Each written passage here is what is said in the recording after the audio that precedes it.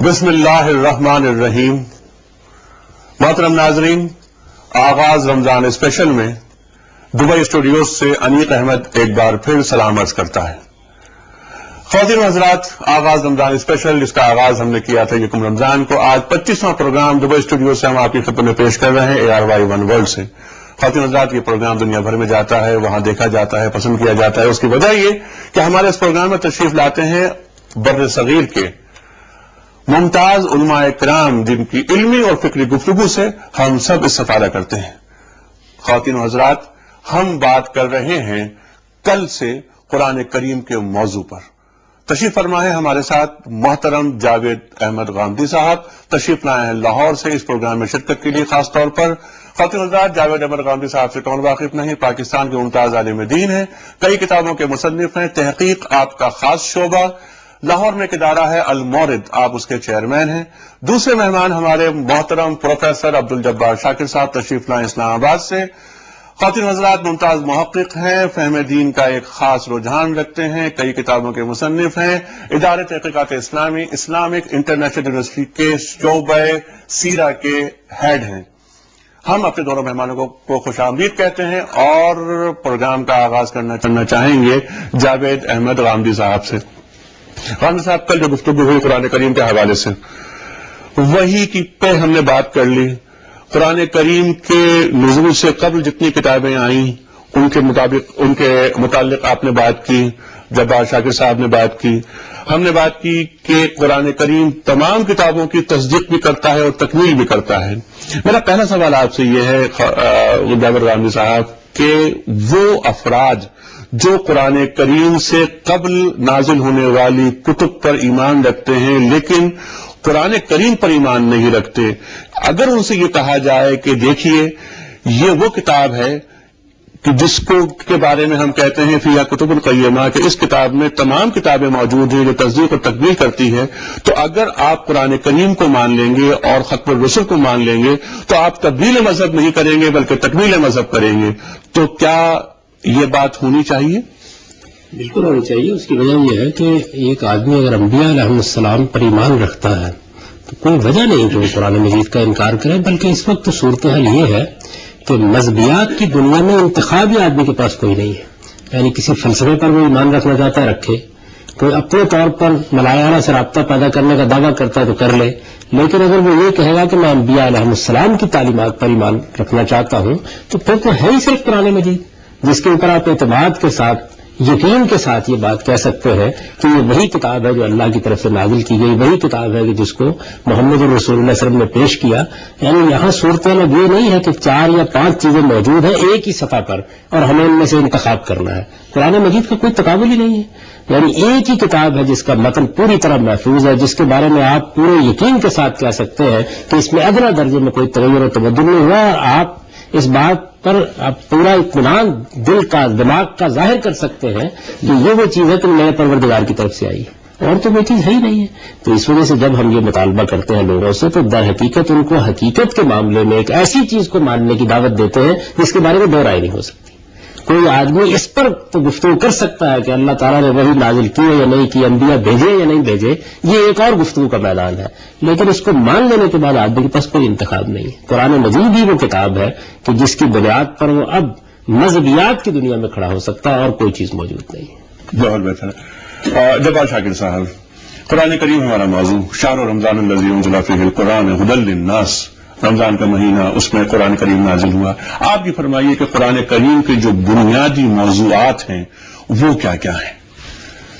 قرآن مجید کا بنیادی موضوع وہی ہے جو اس سے سابقہ آسمانی کتب کا موضوع رہا ہے، اور وہ یہ ہے کہ انسان جو اپنی ہدایت کے لیے محتاج ہے اور خالق اور مخلوق کے درمیان وہ صحیح اور مثبت اور ایک صحت مند ایک تعلق اور رابطہ پیدا کرنا چاہتا ہے.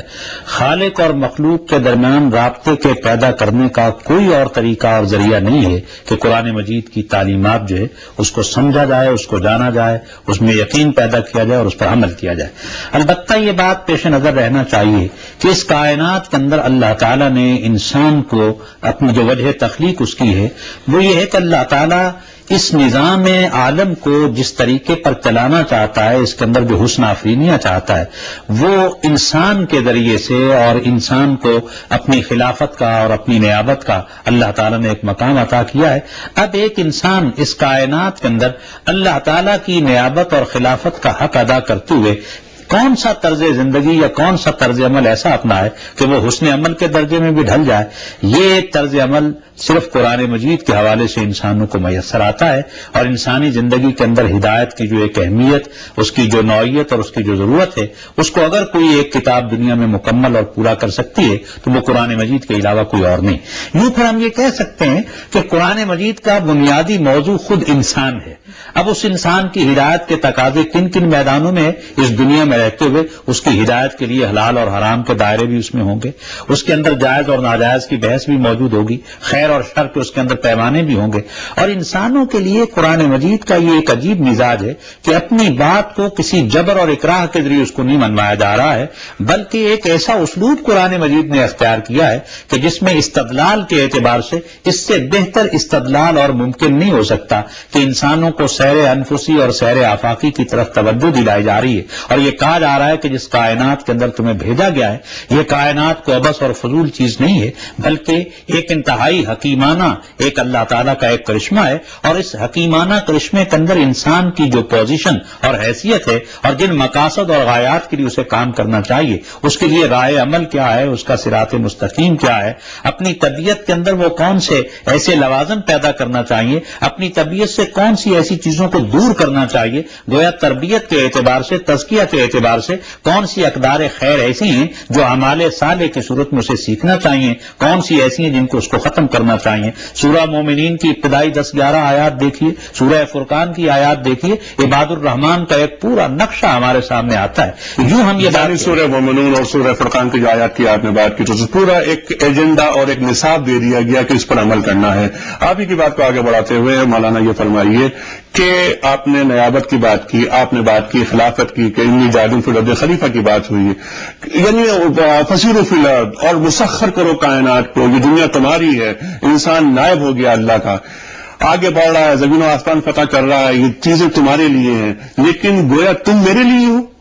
یقینی بات یہ ہے کہ انسان کی پیدائش کا مقصد جو ہے وہ اللہ تعالیٰ کی عبادت ہے، اور یہ عبادت ایک شکر کے درجے کے اندر موجود ہے۔ اللہ تعالیٰ تو اس بات کے محتاج نہیں ہے کہ ان کی عزت و عظمت کے اندر کوئی اضافہ جو ہے وہ ہماری عبادت کے حوالے سے ہو، یہ تو اصل میں ایک احسان شناسی کا رویہ ہے جو عبادت کے مختلف مظاہر کے ذریعے سے انسان عطا کرتا ہے۔ عبادت وما خلقت الجن والانس الا لیعبدون، پورے قرآن کریم کی یہ آیت، اس پر بہت اسٹریس کیا گیا ہے، علماء کرام نے بہت اس پر لکھا ہے۔ شاہ ولی اللہ تو یہاں تک لکھتے ہیں کہ پورا جو ایمانیات کا جو باٹ ہے وہ اس پر گھوم رہا ہے، اس آیت پر۔ اس کے تعلق سے کیا فرمائیں گے آپ؟ اس میں یہ حقیقت واضح کی گئی ہے کہ انسان کو جس چیز کا یہاں پہ اعتراف کرنا ہے وہ بندگی ہے، یعنی وہ یہ سمجھ لے کہ وہ اس زمین کے اوپر ایک پروردگار کے بندے کی حیثیت سے بھیجا گیا ہے۔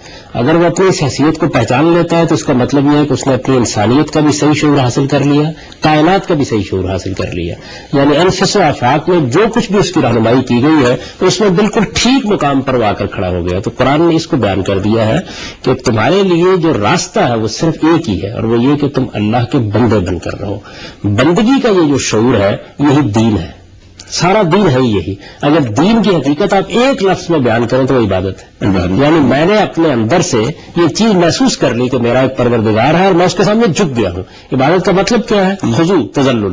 میں نے اپنے آپ کو اپنے پروردگار کے سامنے ڈال دیا، حوالے کر دیا، اپنے آپ کو اس کے حوالے کر دیا، اس کے سپرد کر دیا ہے، اور میں نے اس حقیقت کو اب مان لیا ہے کہ وہ میرا مالک ہے اور میں اس کے سامنے ایک حقیر انسان کے طور پر کھڑا ہوں۔ اس چیز کا جو شعور ہے، اس کے ساتھ جب بندہ جیتا ہے تو اس کا مطلب یہ ہے کہ وہ انسانیت کے صحیح شعور کے ساتھ جی رہا ہے۔ تو ڈاکٹر صاحب وہی بات یاد آتی ہے ہمیں اس وقت کہ قل ان صلاتی و نسکی و محیایا و مماتی للہ رب العالمین، یعنی یہ بندگی کی عملی تفسیر جی ظاہر بات ہے کہ عبودیت کا جو جذبہ ہے وہ اصل میں جب ظہور پذیر ہوگا تو ایسے ہی ظہور پذیر ہوگا کہ آدمی کا جینا مرنا، اس کی نماز، اس کی قربانی سب اللہ تعالیٰ کے حضور میں پیش کر دی جائے گی.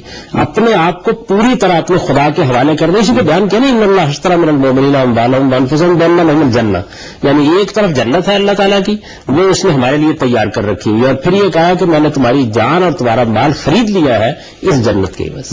اس کو پانا چاہتے ہو تو میری بندگی میں اپنے آپ کو دے دو. انسان کو جو اصلی شرف حاصل ہوا وہ ہے ہی یہی کہ باقی تمام مخلوقات تو تکوینی طور پر خدا کی بندگی کا اقرار کر رہی ہے، ان کے لیے سرتابی کی کوئی گنجائش نہیں ہے.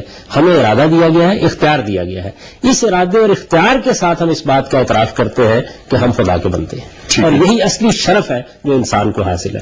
جیسے ہی یہ شرف اس کو حاصل ہوتا ہے تو اس کے بعد وہ حقیقی عظمت پا لیتا ہے جس سے بڑی کسی عظمت کا تصور نہیں کیا جا سکتا. وہ پیشانی جب زمین پر جھکتی ہے تو اصل میں آسمان کی رفت پا لیتی ہے. سبحان اللہ. اچھا، ہم چلیں گے آگے اسی بات کو لے کر، اور یہ جو بات آپ نے فرمائی کہ بندگی، حسن بندگی، پھر یہ کہ دنیا سے بے رغبتی کے تعلق سے سوال ہم آپ سے کرنا چاہیں گے، لیکن اس وقت ایک کال لے لیتے ہیں. جی السلام علیکم. السلام علیکم. جی وعلیکم السلام.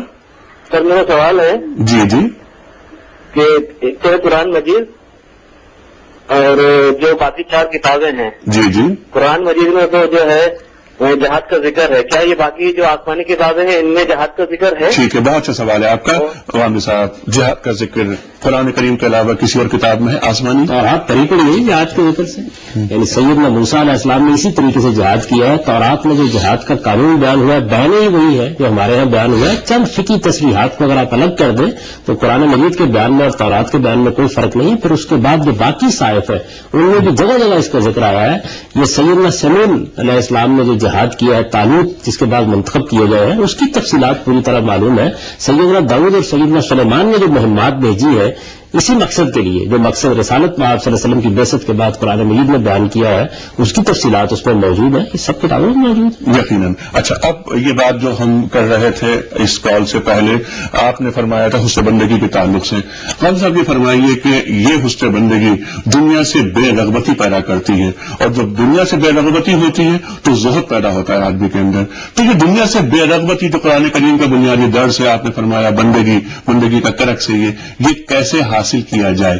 یہ قرآن مجید کا یہ تو درس ہے کہ آپ کو بندگی اختیار کرنی ہے. یہ نہیں ہے کہ دنیا سے برغبتی اختیار کرنی ہے، یہ پورے قرآن میں کہیں بیان نہیں ہے. لیکن کیا دنیا کا لفظ بھی قرآن کے لیے اجنبی ہے، کہیں استعمال نہیں ہوا. قرآن مجید تو دنیا کو، دولت کو، اقتدار کو، جو چیزیں آپ کو ملتی ہے فضل اور خیر سے تعبیر کرتا ہے. لیکن اس سے جو محبت ہے، اس سے انکار کرتا ہے. قرآن مجید جو بات بیان میں اسی بے رغبتی کی بات جو کہہ رہا تھا وہ یہی بات کرتا ہے، اس سے بے رغبتی کی بات کرتا ہے. دولت، حضرت خدیجہ کی دولت ہمارے سامنے ہے، حضرت عثمان غنی کی دولت ہمارے سامنے ہے، لیکن دولت کو یعنی حب دنیا کو اپنی منزل نہیں سمجھا گیا. قرآن نے جو لفظ استعمال کیا نا، جو اس کے پورے فلسفے کو بیان کرتا ہے وہ ہے ایثار کا لفظ. جی، یعنی تم دنیا کی زندگی کو آخرت پر ترجیح نہیں دو گے. یہ ہے اصل میں قرآن کا میسج، قرآن کا پیغام یہ ہے. دنیا کے اندر ہی ہم نے بندگی کرنی ہے، بندگی اور کریں گے کہاں؟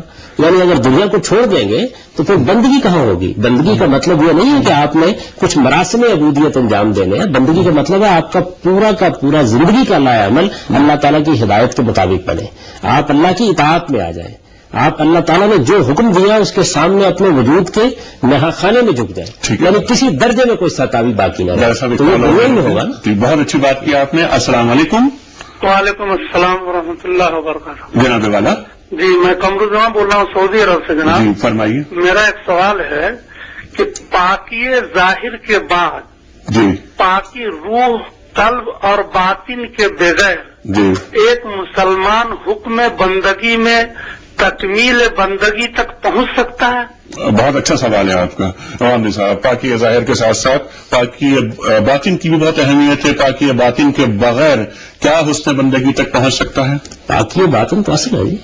بات یہ ہے کہ پاکی باطن ہوگی تو ظاہر میں بھی اس کا ظہور ہوگا. اسی کو تزکیہ لفظ کہتے ہیں. ظاہر بات ہے، اس میں کیا شک ہے. دیکھیے بات یہ ہے کہ یہ جو تزکیہ کا لفظ استعمال کیا ہے قرآن مجید نے، یہ بڑا جامع لفظ ہے. آپ پورے دین کے کانٹینٹ کا اگر مطالعہ کریں جو مشمولات ہے دین کے، تو آپ پر یہ واضح ہوگا کہ ہمارے دین نے ہمارے ظاہری وجود کی پاکیزگی کے لیے بھی احکام دیے ہیں. ہمارے خور و نوش تک کے بارے میں وہ حساس ہے, اس کی پاکیزگی کے احکام دیے ہیں. یہ جو آپ کے لیے حلال حرام ہے, یہ کیا چیز ہے؟ آپ دیکھیے قرآن نے اس کی بنیاد اس اصول پر رکھی ہے کہ طیبات کو کھاؤ, خبائث کو مت کھاؤ. تو اس کا مطلب یہ ہے کہ وہاں بھی حساسیت موجود ہے کہ کوئی غیر پاکیزہ چیز آپ کے اندر نہیں جانی چاہیے.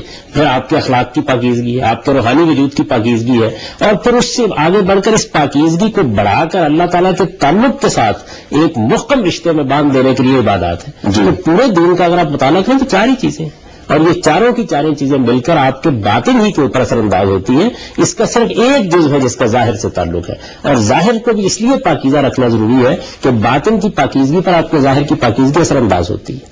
یعنی ہمارا دین کا یہ تصور نہیں ہے کہ اگر آپ بہت میل کچیل میں رہیں گے اور آپ نہائیں گے نہیں اور آپ دھوئیں گے نہیں تو اس کے بعد آپ کی روح کو پاکیزگی حاصل ہوگی. یہاں تو پورے کے پورے وجود کی پاکیزگی کو اصل مطلوب قرار دے دیا گیا ہے.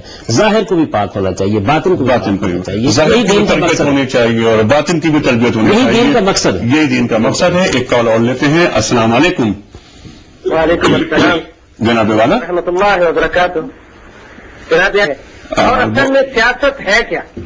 ٹھیک ہے, آپ کا بہت شکریہ. وہ اقبال کا جو مصرع ہے کہ جدا ہو دین سیاست سے تو رہ جاتی ہے چنگیزی, تو اس مصرے کے تعلق سے دین اور سیاست. یہ بات یہ ہے کہ اقبال نے جس مفہوم میں یہ بات کہی ہے وہ یہ ہے کہ اگر سیاست اخلاقی اصولوں کی پابند نہیں ہے, دین کی اصل روح ہے, تو پھر اس میں چنگیزی پیدا ہو جائے گی.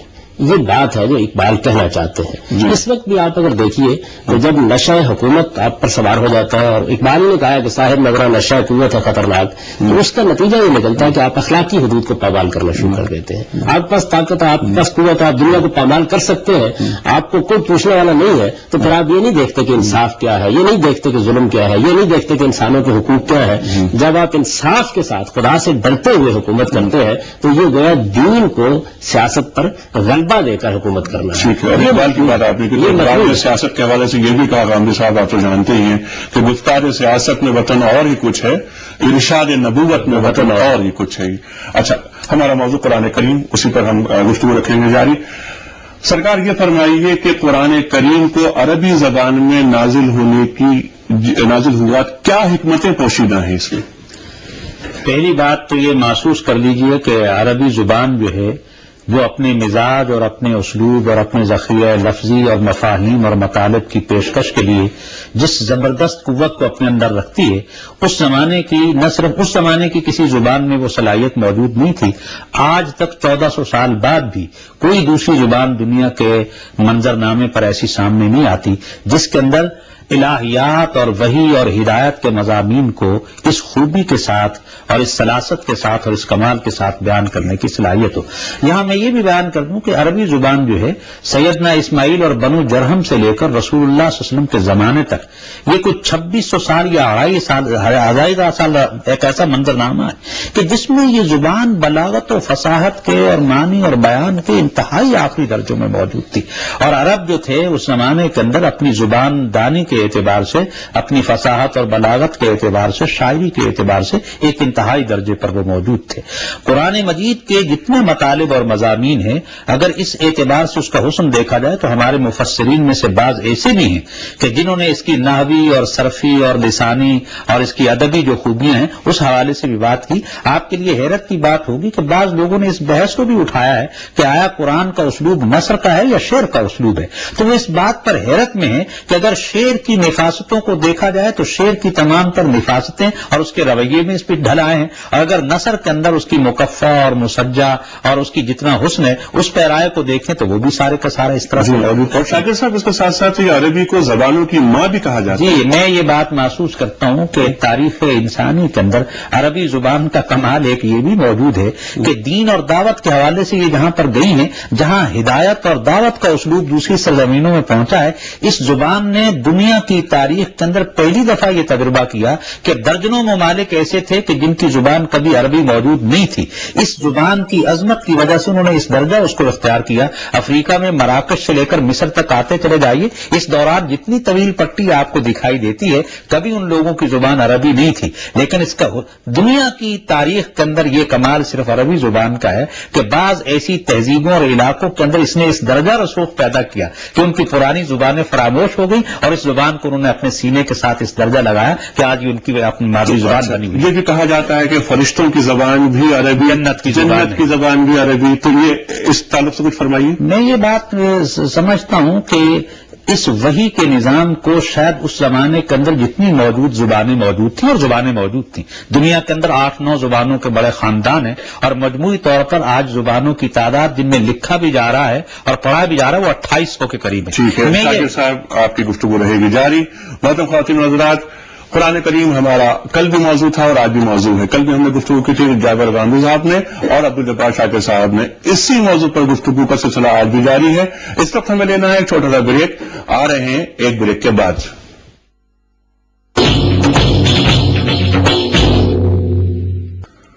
ویلکم بیک خواتین و حضرات. آغاز رمضان اسپیشل میں ایک بار پھر خوش آمدید. ہمارے ساتھ تشریف فرما ہے محترم جاوید احمد غامدی صاحب اور محترم پروفیسر عبدالجبار شاکر صاحب.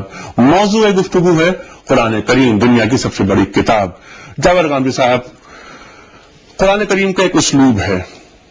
بعض سوالات افلا سے شروع ہو رہے ہیں، بعض سوالات حل سے شروع ہو رہے ہیں، بعض استفہامیہ لہجہ ہے بعض جگہ پر، بعض جگہ تکرار ہو رہی ہے. فبأي آلاء ربكما تكذبان.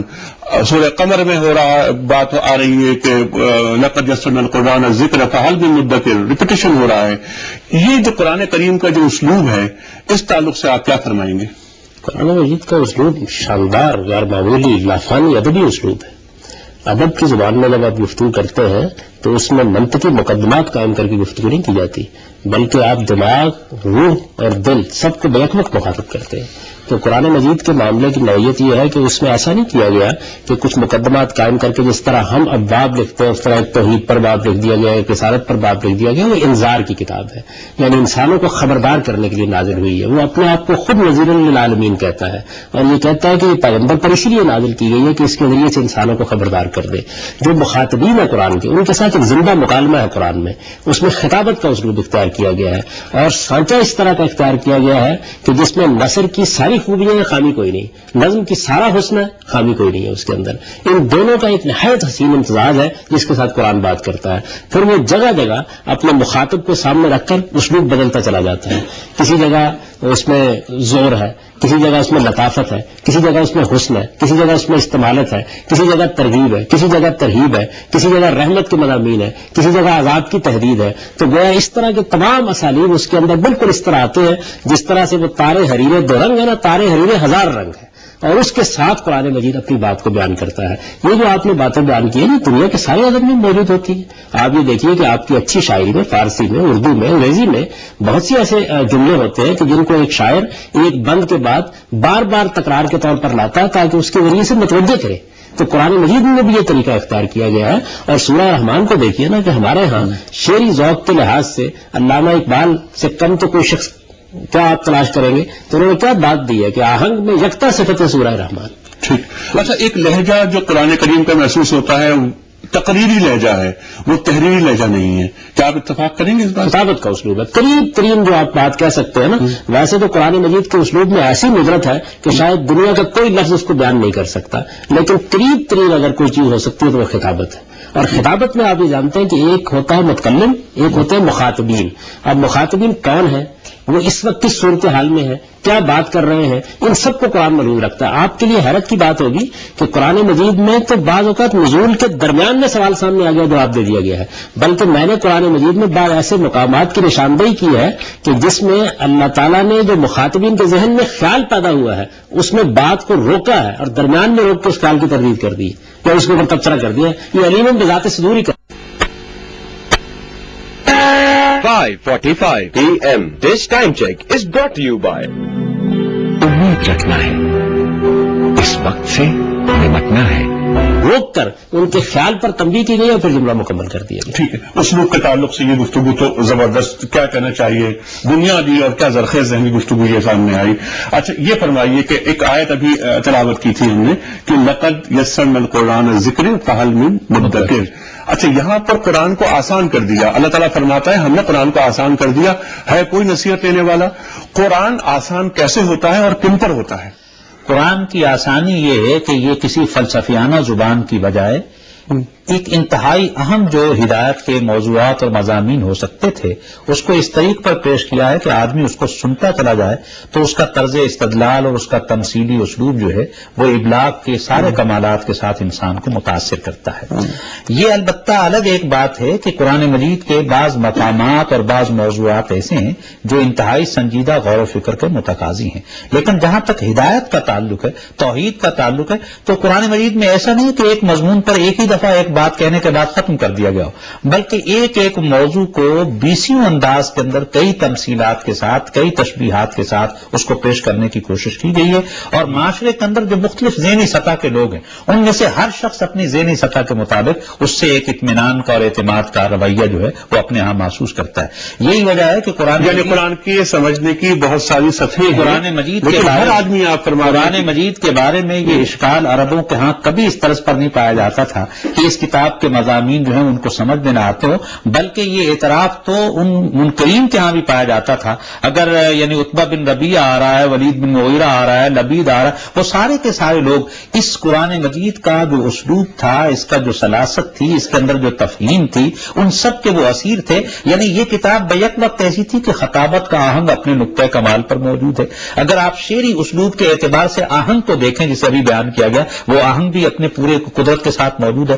پھر قرآن مجید میں کم سے کم لفظوں کے اندر بڑے سے بڑے موضوعات کو جو سمیٹنے کی ایک صلاحیت کا اظہار ہوا ہے، وہ شاید عربوں کے ہاں ان کو متاثر کرنے کی ایک سب سے بڑی دلیل موجود ہو کہ بڑی سے بڑی بات جو ہے چند لفظوں کے اندر اس طریقے سے بیان کر دی گئی ہے۔ انسان کی تخلیق کے مراحل ہوں، اس کائنات کی تشکیل کا سلسلہ ہو، انسان اور خدا کے درمیان تعلقات کے جتنے زاویے ہو سکتے ہیں، ان سب کو اتنی عمدگی کے ساتھ پیش کیا گیا ہے، اور پھر جو عبادات کا ایک پیکج دیا گیا ہے جو سب سمجھ سکتے ہیں اس کو۔ قرآن کریم کا یہ معجزہ ہے، قرآن کریم کا یہ اعجاز ہے کہ وہ اس کی ذہنی سطح مختلف ہو، تب بھی قرآن کریم کو اگر نیک نیتی کے ساتھ پڑھا جائے تو تب بھی اس سے استنباط کیا جا سکتا ہے، بات سمجھ میں آتی ہے قرآن کریم سے۔ آپ یہ فرمانا چاہ رہے ہیں، لیکن یہاں پر ایک بات میں آپ سے عرض کر رہا ہوں، جی میں راسخون فی العلم کی جانب آ رہا تھا، میں چاہتا ہوں اس میں ایک چند چیزوں کا اضافہ کرنا چاہتا ہوں۔ میں آپ سے یہ عرض کروں کہ قرآن مجید کا یہ عجیب کمال ہے کہ ایک عام آدمی کے لیے اس زمین پر اس سے زیادہ آسان کتاب کوئی نہیں ہے۔ یعنی آپ اس کا سادہ مفہوم بیان کر دیجیے، وہ اپنا مدعا اس طرح واضح کر دے گی کہ آپ کو اتنا اشکال نہیں رہے گا، اور ایک عالم کے لیے شاید دنیا کی مشکل ترین کتاب ہے۔ یعنی میں آپ کو اپنا ذاتی تجربہ بتاتا ہوں کہ وہ آیات جن سے نصیحت حاصل کرنے میں کبھی کوئی تردد نہیں ہوتا، برسوں پڑھتے رہتے ہیں، قرآن مجید کے اس کو کھول کر بیٹھ جاتے ہیں تدبر کرنے کے لیے، اسی میں نئے نئے عجائب۔ اچھا، یہاں پر متشابہات محکمات کی بات بھی آئے گی، راسخون فی العلم وہ کون لوگ ہیں اس پر بات کریں گے، لیکن ایک کال بہت دیر سے ہمارا انتظار کر رہی ہے۔ السلام علیکم۔ وعلیکم السلام ورحمۃ اللہ۔ جناب والا صاحب دبئی سے اسحاق عرض کر رہا ہوں۔ جناب مجھے دو سوال کرنے ہیں، فرمائیے۔ فرما دیں، ایک سابقہ کتب سماوی سے متعلق اور ایک قرآن پاک کے متعلق۔ جی ابھی جیسے آپ فرما رہے تھے سابقہ کتب سماوی پہ ایمان رکھنے والے یا ان کو ماننے والے یعنی اہل کتاب جو ہیں، وہ کیا ان کو کہا جا سکتا ہے کہ اگر وہ قرآن پاک جو ہے ان کے لیے یعنی دین کی ایک تکمیل ہے؟ جی علماء حضرات سے سوال یہ ہے کہ پہلی سماوی کتب جو آسمانی کتابیں ہیں ان کے اندر کیا یہ چیز موجود نہیں ہے کہ بتایا گیا ہے کہ آخری قرآن بھی آئے گا اور آخری نبی بھی آئے گا، اس پہ تم لوگوں نے ایمان لانا ہے؟ اگر وہ ان کو پہلے بتا دیا گیا اور اس پہ انہوں نے عمل نہیں کیا تو یہ نہیں کہا جا سکتا کہ وہ اپنی ہی کتابوں کے ماننے والے نہیں ہیں، یا وہی بات کہا جا سکتا ہے کہ وہ اپنی کتابوں کے اپنے دین کے مرتد ہیں؟ جی ہاں، آتی ہے مرتب کا لفظ تو کافی ثقیل ہو گیا۔ آتے دوسرا سوال کیا ہے آپ کا؟ دوسرا یہ ہے کہ جیسے آپ فرما رہے تھے کہ وَمَا خَلَقْتُ الْجِنَّ وَالْإِنسَ إِلَّا لِيَعْبُدُونِ، اور ایک دوسری آیت ہے قرآن پاک میں کہ یا ایھا الذین آمنوا ادخلوا فی السلم کافہ، جی جی سورہ بقرہ، دونوں کا بھی آپس میں ربط ہے۔ جی جی یا اس تناظر میں ہم یہ کہہ سکتے ہیں کہ ایمان والے کے لیے جو یہ آیت کیسے اس کی زندگی کا احاطہ کرتی ہے؟ بہت اچھا سوال ہے، بہت اچھا سوال ہے آپ کا یہ۔ جی اچھا، دوسری کال بھی لے لیتے ہیں ہم، اس کے بعد جوابات اکٹھے ہم چاہیں گے کہ آپ لوگ دے دیجیے گا۔ السلام علیکم۔ وعلیکم السلام جناب والا۔ سر میرا سوال یہ ہے جی کہ آج 1400 سال ہو گئے ہیں اسلام کو آئے ہوئے، جی کوشچن یہ ہے کہ لوگوں میں وہ شعور کیوں نہیں ہے جو کہ اسلام نے پیش کیا ہے؟ کیا ہمارے عالم لوگ صحیح طرح پیش نہیں کر سکے ہیں اسلام کے مسئلوں کو؟ بالکل ٹھیک ہے، اس پہ گفتگو بہت دن سے ہو رہی ہے، کوئی سوال آپ کے پاس اس کے علاوہ ہے؟ बस यही है। ठीक है, थैंक यू वेरी मच। जो सवालात जो आप दो सामने आए सवालात, एक तो ये कि जो कुतुब तौरात ज़बूर इंजील की बात हो रही है, इनको जो नहीं मानते उसमें लिखा हुआ, यानी उनके उस किताबों के मानने वाले हजरत मोहम्मद मुस्तफ़ा अहमद मुस्तफ़ा सल्लल्लाहु अलैहि वसल्लम का जिक्र मौजूद है, उनके आमद की पेशगोई है, खुशखबरी दी गई है, वो नहीं मानते, उनके ताल्लुक से क्या फरमाएंगे? कुरान मजीद का तो मुकदमा ही है, वो ये कहता है कि तुम लोगों को तो इंतजार था इस पैगंबर का, इस कुरान का इंतजार था, और कुरान मजीद में ये कहा कि यारिफून कमा यारिफून अबनाहुम, ये तो इसको इस तरह पहचानते हैं जैसे महजूर बाप अपने बेटों को पहचानता है। ये कहता है कि अवलम तकुम लहुम आयतुन यालमु उलमाए बनी इसराइल, क्या ये निशानी काफी नहीं है कि उलमाए बनी इसराइल बहुत अच्छी तरह पहचानते थे? कुरान ने जो मुकदमा कायम किया है कुरान के पहले बाब में सूरह बकरा में आले इमरान में, है यही कि तुम लोगों ने तो असल में अपनी किताबों का इनकार कर दिया है और हक को छुपा लिया है। इसी बुनियाद पर कुरान ने दावत देता है। हम तो अहले किताब को भी और यहूद नसारा को भी कहते हैं कि दर हकीकत मोहम्मद रसूलुल्लाह को मानना और कुरान को मानना उनका अपनी किताबों को मानना है। कुरान मजीद ने उनकी किताबों को सच कर दिखाया है, जो पेशिंगोइयां उनकी किताब में मौजूद थी उनका मिसदाक सामने आ गया है। उनको तो आगे बढ़कर ये कहना चाहिए था, इस्तकबाल करना चाहिए था कि ये तो हमारी किताबों ही को गोया अल्लाह ताला ने रूब अमल कर दिया है, एक मरतबा फिर जिंदा कर दिया है। तो जावेद साहब, गोया कुरान करीम से इनकार करने के मुर्तकिब होने के साथ साथ वो अपनी किताबों के भी मुनकिर हो रहे हैं। असल पहले अपनी किताबों का इनकार, पहले अपनी किताबों के मुनकिर हो रहे हैं। दूसरा सवाल उनका यह था कि उदखुलू फी सिल्म काफ़ा की बात कि इस्लाम में पूरे के पूरे दाखिल हो जाओ, कुरान करीम ये कहता है, तो इस पर अमल कैसे हो सकेगा? सूरत हाल ये है कि इस्लाम एक पैकेज है। जब एक इंसान एक अकीदे को तस्लीम करता है तो फिर उस अकीदे के जितने मुतालिबात और लवाजिम हैं उनको पूरे तौर पर इख्तियार करता है। ये तनाकुज़ और तजाद के दीन के कुछ हिस्से को तस्लीम किया जाए और कुछ हिस्से को न तस्लीम किया जाए, इस रविश और रवैये पर खुद कुरान मजीद ने भी मुतनब्बे किया है अपने मानने वालों को। हकीकत यही है कि हमारी जिंदगियों के अंदर जो इज़्मिलाल नजर आ रहा है और इस्लाम गलबे की बजाय मुसलमान जो मगलूबियत के दर्जे में दिखाई देते हैं, उसका बायस यही है कि कुरान मजीद की तालीमात या इस्लाम की जो तालीमात हैं उनके अच्छे और आला और बरतर होने के अंदर तो कोई शक नहीं है। जो खराबी और खामी है वो ये है कि हम कौली एतबार से तो इसका एतराफ करते हैं, लेकिन अमली एतबार से तो ये कुरान मजीद ने इस रवैये पर भी हमें बड़ी ज़ज्र तौबीख और बड़ा तंबीह की है कि तुम्हें क्या हो गया कि जिस चीज को तुम तस्लीम करते हो अमल के कालिब के अंदर मुझे डालते, लेमा तक़ूलूना मा ला तफ़अलून, नाज में और रवैयों के अंदर भी ये तंबीह की गई है। हकीकत यही है कि इस्लाम एक पैकेज है जो जिंदगी की हर सतह पर, और वो सतह अकीदे की भी है, इबादत की भी है, सकाफत की भी है, तमद्दुन की भी है, वो अक़दार खैर की भी है, वो तय्यबात की भी है, वो सारी की सारी एक पैकेज के तौर पर उसको इस किताब के जरिए हमको पहुंचा। और रसूल और अल्लामा इकबाल का बड़ा जिक्र हुआ यहाँ पर कि वो फरमाया कई जगह पर कुरान के हवाले से, और जब बात खुद बदलते नहीं कुरान को बदल देते हैं, ये वाक़अतन सही हुए किस दर्द फकीहाने हरम बेतौफीक। अच्छा, इसके साथ साथ ये कि जो आप बात फरमा रहे हैं कि लिमा तक़ूलूना मा ला तफ़अलून के कारी नजर आता है, हकीकत में है कुरान, जो बात अल्लामा इकबाल ने फरमाई। अच्छा क़िबला, मेरी गुजारिश आपसे ये है कि हम बात कर रहे थे कि कुरान करीम आसान हो जाता है, आपने फरमाया हर एक के लिए आसान हो जाता है, ये कुरान करीम का एजाज है। कुरान करीम में रासिखून फिल इल्म का भी जिक्र हुआ है। रासिखून फिल इल्म कौन लोग हैं? वो लोग हैं कि जिन्होंने जिंदगी की हकीकतों के बारे में भी वो रवैया अख्तियार किया जिस पर उनकी फितरत शहादत देती है। जो कुछ उनको तारीख से इल्म हासिल हुआ है उसके अंदर भी उनके इंतखाब की नौयत ऐसी रही है कि जिस तरह एक सलीम तवा आदमी इंतखाब करता है, और जब वही के जरिए से अल्लाह ताला ने उनकी रहनुमाई की है तो उस पर भी अंदर और बहरे होकर नहीं टूट पड़े, बल्कि उस पर तदब्बुर करते हैं, गौर करते हैं, उसके अंदर उतरते हैं, अपने इल्म के हुदूद को पहचानते हैं, उससे तजावुज़ नहीं करते, अपने इल्म को पहचानते हैं। एक आम आदमी रासिखून फिल इल्म को कैसे पहचाने? देखिए, बात यह है कि आम आदमी को अल्लाह ने बड़ी बसीरत दी हुई है। मैं आपसे अर्ज करता हूं कि ये तो ठीक है कि हर आदमी मुहक्किक नहीं होता, लेकिन आम आदमी जरा तासुबात की पट्टी अपनी आंखों से निकाल दे तो रसूख फिल इल्म को पहचानने में अगला आसानी हो जाएगी, कोई दिक्कत नहीं। गांधी साहब, इस वक्त हमें जाना एक ब्रेक की जानिब, यकीनन इसी बात पर लेकर आगे बढ़ेंगे, और अल्लाह की जमीन कभी हुज्जत खुदा के बगैर नहीं थी। ख़वातीन हज़रात, आ रहे हैं एक ब्रेक के बाद।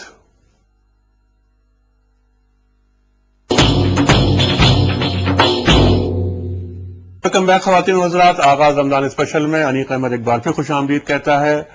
हम दुबई स्टूडियो से बोल रहे हैं, और ख़वातीन हज़रात, इस दुबई स्टूडियो से हमने इस माह सयाम में, इस फज़ल बरक़ात के महीने में آج یہ 25واں پروگرام ہم آپ کی خدمت میں پیش کر رہے ہیں.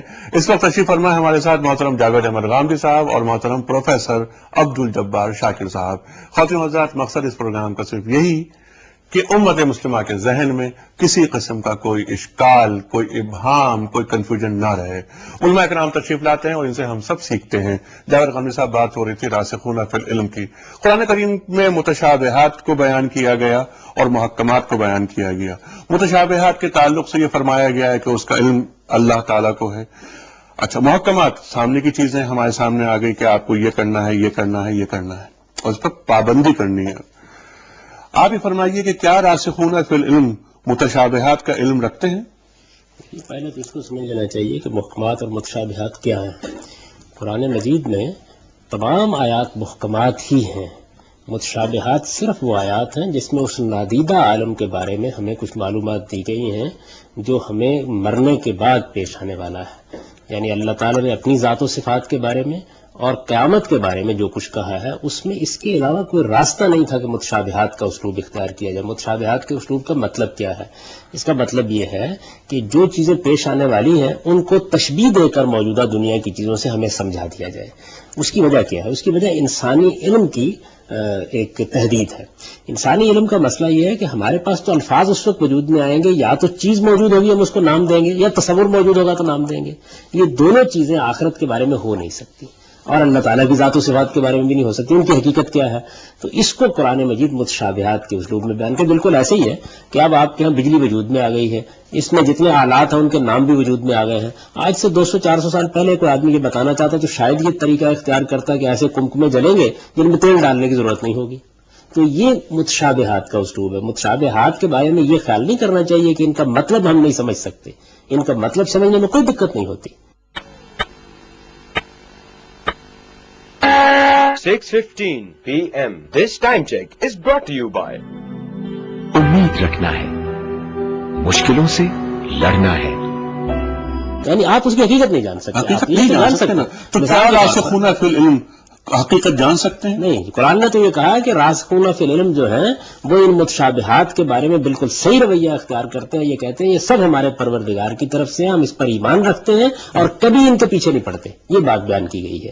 قرآن نے یہ کہا ہے کہ ان کی حقیقت خدا کے سوا کوئی نہیں جان سکتا. اچھا، دیکھیے اللہ تعالیٰ کہتے ہیں ان میں نہیں جانتے. نہیں تو قرآن حجت خدا ہوتے ہیں زمین پر، اس میں کیا شک ہے؟ تو حجت خدا کے لیے کیا یہ ضروری نہیں ہے کہ وہ ہر سوال کے جواب میں یہ کہے کہ ہاں میں یہ علم جانتا ہوں؟ نہیں، ہر سوال کے جواب کا کیا تعلق ہے؟ ان چیزوں کے سوال کا جواب دے گا جن کو ہم جان سکتے ہیں، جن کی حقیقت ہمیں معلوم نہیں ہو سکتی. مثلا قرآن کہتا ہے کہ جنت میں نہریں بہتی ہوں گی. کیسی ہوں گی؟ کیا حقیقت ہے ان کی؟ قرآن کہتا ہے شہد کی نہریں بہتی ہوں گی. قرآن کہتا ہے کہ دودھ کی نہریں بہتی ہوں گی. ان کی حقیقت کیا ہے؟ اس کو ہم یہاں نہیں جان سکتے. تعویل بیان کر سکتے یعنی ہیں. تعویل کا مطلب ہی حقیقت ہے. ٹھیک، تعویل کا مطلب ہی حقیقت ہے، وہ حقیقت جسے اللہ جانتا ہے، جسے اللہ جانتا ہے. لیکن راسخون فی العلم نہیں جان سکتے. تو کوئی بھی نہیں جان سکتا. کوئی بھی نہیں جان سکتا. سکتا. ٹھیک ہے جی. السلام علیکم. السلام علیکم. وعلیکم السلام. جی مجھے جاوید احمد غامدی صاحب سے سوال کرنا جی فرمائیے. جی میرے 2 سوالات ہیں. جی. ایک تو یہ کہ انہوں نے جو کہا کہ قرآن کا جو پس منظر ہے جی. وہ اس میں کچھ آیات اور جو احکامات ہیں وہ اس وقت کے لیے ہیں اور کچھ ہیں جو آج کے لیے بھی جی ہیں. کل کہا تھا. جی کل. جی غامدی صاحب نے کل کہا تھا. جی تو یہ معلوم کرنا تھا کہ یہ کیسے پتہ چلے، عام لوگ کیسے جان سکتے ہیں اس کو؟ بہت اچھا سوال ہے. اور اگر ہم علماء کرام سے رابطہ کرتے ہیں تو وہی ہمیں اختلافات. ٹھیک ہے. دوسرا سوال آپ کا. اور دوسرا سوال اسی بارے میں ہے کہ سورہ نور اور سورہ احزاب میں جو پردے کے احکامات ہیں عورتوں کے لیے، تو کیا وہ اس زمانے کے لیے تھے یا آج کے لیے بھی ہیں؟ ٹھیک ہے. اس پہ گفتگو تو کل خیر تفصیلی ہو گئی تھی، لیکن پہلا سوال آپ کا بہت قیمتی سوال ہے. جی یہ جو کیسے معلوم ہو ایک عام آدمی کو کہ قرآنی احکامات اس دور کے لیے ہیں یا اس دور کے لیے، اس کا جواب دینے سے پہلے ایک کال اور لے لیتے ہیں ہم تاکہ آپ کو جواب دینے میں آسانی ہو. جی السلام علیکم. اچھا لائن کٹ گئی ہے. جی غامدی صاحب. یہ بات یہ کہ یہ بات خود قرآن کے سیاق و سباق سے معلوم ہو جاتی ہے. میں اس کی ایک سادہ مثال دے دیتا ہوں. قرآن مجید میں یہ بیان کیا گیا ہے کہ رسول اللہ صلی اللہ علیہ وسلم کی خدمت میں جو منافقین عام طور پر آتے تھے تو آ کر یہ کہتے تھے کہ ہمیں سرگوشی میں کوئی بات کرنی ہے. اس سے بعد فتنے پیدا ہو جاتے تھے. بات تو یہاں کر لی، باہر نکلے اور باہر نکل کر بات کچھ کو کچھ بنا دیا. تو اللہ تعالیٰ نے یہ فرمایا کہ یہ آپ کچھ صدقہ دیں پہلے اور اس کے بعد آ کے بات کیا کریں. اس کے متصل بعد یہ آیت آ گئی ہے کیا تم اس بات سے تم نے مشقت محسوس کی تو اچھا ہم یہ تمہارے اوپر سے یہ چیز اٹھا لیں دیتے ہیں. قرآن مجید میں رسالت میں آپ صلی اللہ علیہ وسلم کو تہجد کی نماز کے بارے میں حکم دیا ہے اور یہ بتایا کہ یہ آپ کے لیے نافلۃ خاص ہے. قرآن مجید میں رسالت میں آپ صلی اللہ علیہ وسلم کی ازواج مطہرات کے بارے میں قانون بیان کیا اور یہ بتا دیا کہ خالصۃ لک من دون المؤمنین، یہ تمہارے لیے خالص ہے، تمہارے لیے خاص ہے، یہ دوسرے مسلمانوں کے لیے یہ قانون نہیں ہے. تو قرآن کی بتا دیتا ہے بڑی اچھی طرح، سیاق سے سباق سے بات سے پتہ چل جاتا ہے کون سی بات اس وقت کے لیے کہی گئی ہے، کون سی ابدی ہے. چنانچہ سورہ نور کے احکام بالکل ابدی احکام ہیں، ہمیشہ ہمیشہ کے لیے ہیں. احزاب میں جو باتیں بیان کی گئی اس وقت کی صورتحال کے لحاظ سے بعض ہدایات دی گئی ہیں، ان سے ہم اصول لے لیں گے، حکم وہیں کا وہیں رہ جائے گا. اس طرح کی بہت سی چیزیں اور بھی. مثلا قرآن مجید میں یہ بات کہی ہے کہ اعدوا لہم ما استطعتم من قوۃ ورباط الخیل، کہ تم اپنے گھوڑے تیار کر کے رکھو. تو اصول لے لیں گے اس کے اندر سے کہ ہمیں اپنے لیے جو بھی اسلحہ ہے اور طاقت ہے وہ تیار کر کے رکھنی ہے. اب ظاہر ہے کہ گھوڑے تو وہی رہ جائیں گے، اس لیے کہ یہ معلوم ہے کہ وہاں گھوڑوں کا ذکر در حقیقت اس وقت کی صورتحال کے لحاظ سے آیا ہے. تو بعض چیزیں بالکل بدیہی ہیں، معلوم ہو جاتا ہے کیا چیز کس مقصد کے لیے ہے، ورنہ سیاق سباق اس کو واضح کر دیتا ہے. یعنی اس کے لیے کسی کو خارج سے کچھ کرنے کی ضرورت نہیں ہوتی، قرآن خود بتا دیتا ہے کہ کون سی چیز کو وہ ابدی بنا رہا ہے اور کون سی چیز وقتی نہیں. ٹھیک ہے، لیکن یہاں پر ایک سوال پھر ذہن میں یہ آتا ہے کہ قرآن کریم کو جو سمجھتے ہیں، جو قرآن کریم کی تفہیم کو جانتے ہیں، ان کی جانب سے بھی یہ اعتراض آتا ہے کہ مثال کے طور پر کہ یا ایھا الذین آمنوا لا تتخذوا اليہود والنصارى اولیاء، یہود اور نصارہ کا اپنا دوست نہ بناؤ، یہ آپس میں ایک دوسرے کے دوست ہیں اور جو کوئی تم میں سے ان کو دوست بنائے گا وہ انہی میں سے ہوگا. جو صاحبان فہم ہیں، جنہوں نے اپنی زندگیاں لگائی ہیں قرآن کریم کو سوچنے اور سمجھنے میں، وہ آپ کی بات پر عمل کرتے ہوئے کہ ریفرنس اور کانٹیکسٹ کی جو آپ نے بات کی قرآن خود سمجھاتا ہے، وہ یہ کہتے ہیں کہ یہ حکم ایک محدود وقت کے، ایک محدود زمانے کے لیے نہیں تھا، اس کا اطلاق حتمی اور ابدی ہے. تو اس میں کیا ایک تضاد نہیں پیدا ہوا؟ میں موجودہ زمانے کے لوگوں کو تو نہیں جانتا، لیکن قدیم مفسرین جتنے بھی ہیں آپ ان کی تفسیریں اٹھا کے دیکھیں، وہ یہ ساری تخصیصات بیان کرتے ہیں، بڑی تفصیل کے ساتھ بیان کرتے ہیں. موجودہ زمانے کے مفسرین میں سے آپ اٹھا کے دیکھیے، مولانا شبیر احمد عثمانی کی تفسیر اٹھا کے دیکھ لیجیے، مولانا مودودی کی تفسیر اٹھا کے دیکھ لیجیے، وہ باقاعدہ پس منظر بتاتے ہیں پورا کا پورا کہ یہ موقع ہے، اس محل میں اس موقع پر یہ بات اس طریقے سے کہی گئی ہے. تو یہ مجھے نہیں معلوم کہ آج کل کے زمانے کے لوگ کیا کہتے ہیں، لیکن جلیل القدر مفسرین نے ان تمام چیزوں کو بیان کیا ہے. ٹھیک ہے شاکر صاحب، یہی سوال آپ سے ہے کہ وہ جو ان خاتون کا سوال آیا تھا وہ کیسے پہچانے کہ یہ جو احکامات ہیں قرآن کریم کے صرف اس عہد کے لیے ہیں؟ رسول اللہ صلی اللہ علیہ وسلم نے جتنی بھی آیات ہیں ان سب کا شان نزول جو تھا وہ صحابہ رضوان اللہ علیہ مجمعین کو سمجھایا بھی ہے، اور صحابہ کے اندر جو طبقات مفسرین کا پایا جاتا ہے ان سے مابعد کے مفسرین نے اسے ہماری طبیعتی دنیا سے تعلق ہے، وہ ہم اپنی آنکھوں سے اپنے حواس سے دیکھتے ہیں، محسوس کرتے ہیں، اور اس کا اطلاق اور تنفیذ بھی آسان ہو جاتی. کچھ معاملات عقائد میں اس طرح کے ہیں جو طبیعت کی بجائے مابعد الطبیعت کی زندگی سے تعلق رکھتے ہیں. ظاہر ہے کہ اس کے لیے ذہن کے اندر کوئی تشبیہ، کوئی تمثیل جو ہے وہ لانا پڑے گی.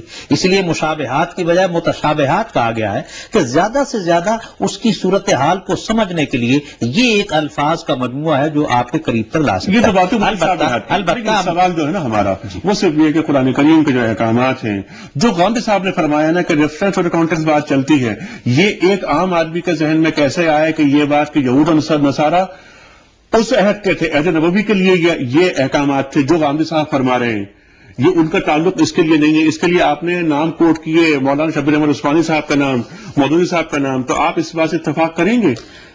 حکمت عملی کے اعتبار سے ہمیں قاعدے اور اصول دیے گئے ہیں، اور اس قاعدے اور اصول کا اطلاق جو ہے اسی تعلیم کے حوالے سے ہم قیامت تک کرتے چلے جائیں گے. احوال بدلیں گے تو احکامات کے اطلاق اور تنفیذ کا مزاج بھی یقیناً اس کے ساتھ بدلے گا. اچھا. ہمیشہ ایک سی صورتحال نہیں رہے گی. اور پھر صورتحال یہ ہے کہ ان سے دوستی کے معنی کیا ہے؟ کیا معاشی تعلقات کا دائرہ جو ہے یہ دوستی کے درجے میں آتا ہے؟ کیا سفارتی تعلقات کا دائرہ جو ہے یہ دوستی کے میں یہ سمجھتا ہوں کہ بین الاقوامی صورتحال کے اندر مسلمانوں کا ایک رول یہ بھی ہے کہ یہ ایک امت دعوت ہے جسے اپنے پیغام کو لے کر دوسروں تک پہنچنا ہے. اگر آپ دوسروں سے انقطاع کا یہ رویہ رکھیں گے تو قرآن کے کتنے احکامات ہیں جو اس کی نقیض اور اس سے تضاد پیدا ہوتا چلا جائے. اس لیے مقصود یہ نہیں ہے کہ ان سے نفرت کا یہ دائرہ، مقصود یہ ہے کہ ان کے کلچر کو، ان کی ثقافتی اقدار سے آپ نے محبت پیدا نہیں کرنا ہے. اور یہ بالکل درست بات ہے کہ اسلام جو تہذیب کا دائرہ، جو قدریں ہمیں دیتا ہے، جو ایک پیکج ہمارے سامنے تعلیمات کا، اقدار کا، ویلیوز کا رکھتا ہے، ہمیں اسی دائرے دائرے میں رہنا ہے، ان کی ویلیوز کو ہم نے قبول نہیں کرنا. یہ تشابہ ہے ان کے کلچر کے ساتھ یا ان کے تہذیبی اوضاع اور اطوار کے ساتھ، وگرنہ ان سے ویسے تعلقات کو قائم رکھنا. خود رسول اللہ صلی اللہ علیہ وسلم کی پوری مدنی ریاست کے اندر ان کے ساتھ تعلقات کا کون سا زاویہ ہے جسے اختیار نہیں کیا گیا ہے، اور ماں بعد کے زمانوں کے اندر خود خلافت راشدہ کے اندر ان ساری اقوام اور مذاہب کے ساتھ ایک تعلق رہا ہے، اور یہ انٹریکشن آج بھی مطلوب ہے اور آئندہ اس سے زیادہ مطلوب رہے گا. اب یہاں سوال یہ آپ نے فرمایا مدنی زندگی میں حضور کا رویہ صلی اللہ علیہ وآلہ وسلم کا رویہ یہودیوں کے ساتھ، یہاں پر ایک کنفیوژن یہ پیدا ہوتا ہے کہ فتح مکہ سے پہلے کا رویہ اور فتح مکہ کے بعد کا رویہ. یہودی تشریف لاتے ہیں مسجد نبوی میں، یہودی علماء گفتگو کرتے ہیں، جب اٹھ کے جانے لگتے ہیں تو حضور فرماتے ہیں کہ آپ کہاں جا رہے ہیں؟ تو یہودی کہتے ہیں کہ ہم عبادت کے لیے جا رہے ہیں اپنی. تو سرکار دو عالم فرماتے ہیں تو کیا یہ عبادت گاہ نہیں؟ اور وہ وہاں عبادت کرتے ہیں مسجد نبوی میں. لیکن یہ بات ہے اس وقت جبکہ اسلام کمزور تھا. حضور فرماتے ہیں کہ یہود و نصارہ کو جزائر عرب سے باہر نکال دو. یہ حدیث ہے؟